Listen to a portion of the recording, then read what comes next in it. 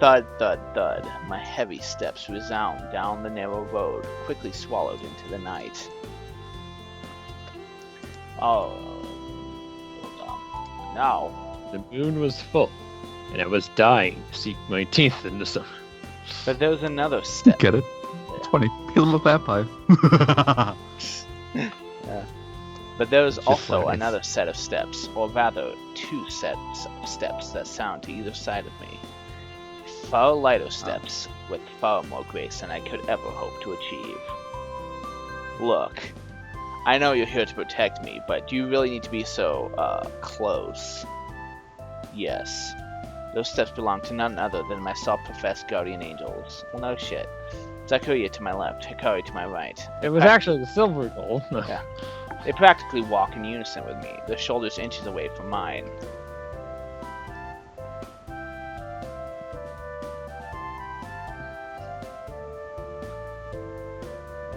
Mclovett. Mclovett died. I'm here. Oh. Okay. Wait. So where are we? Alright. Don't be stupid, baka.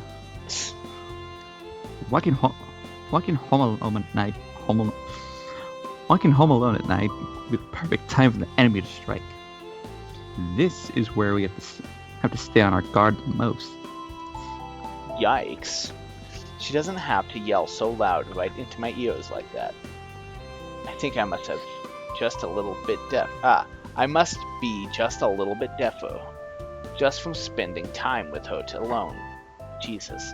Just from spending time with her today alone. It's not like a sword or anything. Do you think I like having to be this close to you? We're grateful of you even doing this at all.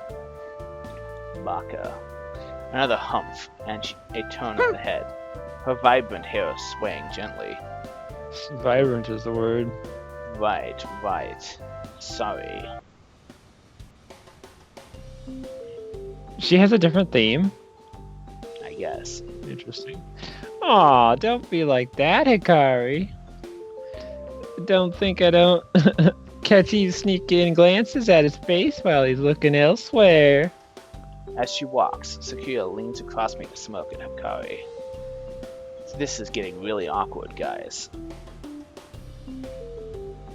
I was just checking the enemy hadn't landed a stealth attack on him. On my face, yes. On your dick. Sure, whatever you say. Sorry. I was gonna link you a video of one of the other characters laughing, but my left ear is rocked by a mischievous giggle as Sayaka breaks into hysterics. All the while, Hikari's face begins to turn an interesting shade of red. And anyway, you're the one who keeps pressing your shoulders up against him. What are you trying to do? Huh. She was doing that? Now that she mentions it, the left side did feel cozier for a time. I was just trying to keep him warm. Guys, I'm gay. Please, back off. See, I care for his well-being and wouldn't want him to catch a cold. That would be funny if it was like... That would be a great part of an anime if it was just like... harem style where the two girls are going after guys and the guy's just like, guys, please, I'm gay. And they're like, what? Anyway. And he's not complaining, so he must like it. Startled. Without warning, she latches onto my arm, pulling herself in and almost sending me toppling to the ground. See? Hey now, this is... What are you doing? You're gonna tear his arm off. You have to do it gosh. like this. Yeah. Hikari latches onto my other arm, hooking it with hers, in an attempt to tug me away from Sayaka. What the heck did this turn into? Some sort of visual novel? Girls, you really don't need to. Please, there's enough edge to go around. No, there isn't. That isn't how you do it at all, Hikari. It's more like Taka pulls on my arm, and soon they both have a firm grip on each of my arms. Determination across their faces as I become a sort of human rope. What is this, tug of war? I rip in the half. thought of two different angels pulling on you for a tug of war. It They're going fills to you with rip me. determination. They're going to rip me apart, and they do. I die instantly. Huh. No. Please. This is how it should be done. Do they even remember what they were trying to do? What started innocently enough has now spurred into some sort of contest between them. They really are they really are competitive.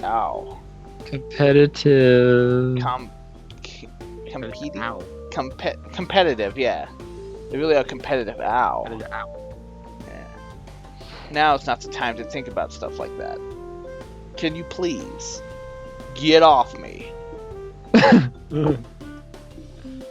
Raising my voice more than I've ever done in a while, I explode, my body at stake here. And like that, they both let go of my arms at once, leaving me free to ensure they're both still fully intact. I'm glad they listened to reason. I really thought I was going to die there. Apparently it's not the monsters I have to worry about anymore, it's these two. Girls. At least, she has a hat on? Does she always have a hat on? I don't know. Yeah. At least I had thought it was been. I had thought it had been my desperate cry that had gotten through to them, but it seems completely transfixed by something up above. What are they looking at? I squint my eyes and gaze high above the rooftops, and then, as the clouds part and the pale moonlight shines down, I see her.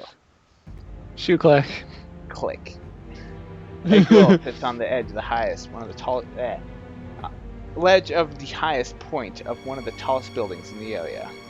Silvery hair that seems to glimmer in the moonlight, and an outfit as dark as the night sky.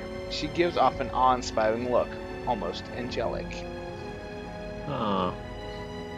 Like she's some sort of angel, gazing down Really? from the heavens. Could have used any other phrasing.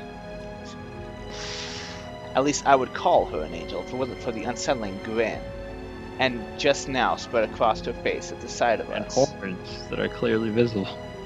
I think this is the girl from before with the white hair. It's dark purple though. Ah.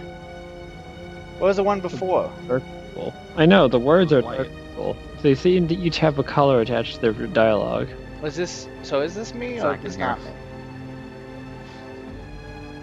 What's up? Is this me or is this Just not second me? here. What did you say, Mclovett? Forget it. Alright. I was gonna say get Zach in here from the other voice. Nah, he's asleep and he hates visual novels. Ah, there you are. She murmurs something to herself that I can't make out at all from the distance between us. Whatever it was she said, it was enough to make her shoulders shake with laughter. I can't help but feel like I've seen her somewhere before. I wonder why that is. Jesus, this guy's dense. No matter how hard I try to think back, I can't recall her face at all, though. Really? The bursts of feathers, obsidian wings unfurl from behind her. Now those definitely aren't holy. We'll bring them pain. I've got a bad feeling about this. Amber eyes peer down at the three of us, narrowed in determination, as the same unsettling grin remains. It might just be my imaginations, but I think she's looking at me specifically. I can almost feel her stare.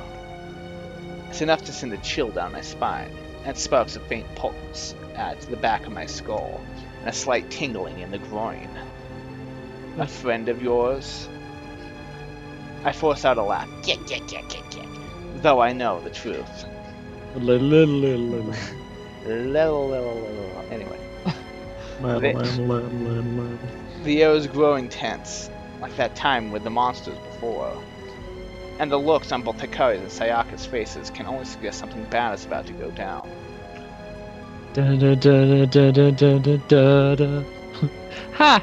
Afraid not. Kenta, get back. I don't like this at all. But, okay.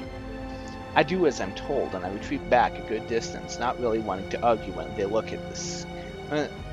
They look as scary as they do. So, what do you think we're dealing with here? She seems far too human to be a shadow. But then I get the same feeling of dread from her presence. Ah, gotcha. I think. Wait, so is she a monster or not? God damn it, that's what I'm trying to figure out. If you would stop yelling in my ear for 1 second and let me concentrate. Hikari, you're gonna miss the shot. I'm not yelling. You're gonna miss it. She's getting away. She's flying.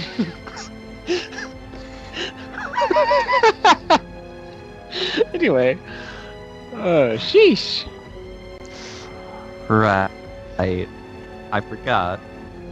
That's your default volume. Well then, just be quiet and let me think things over.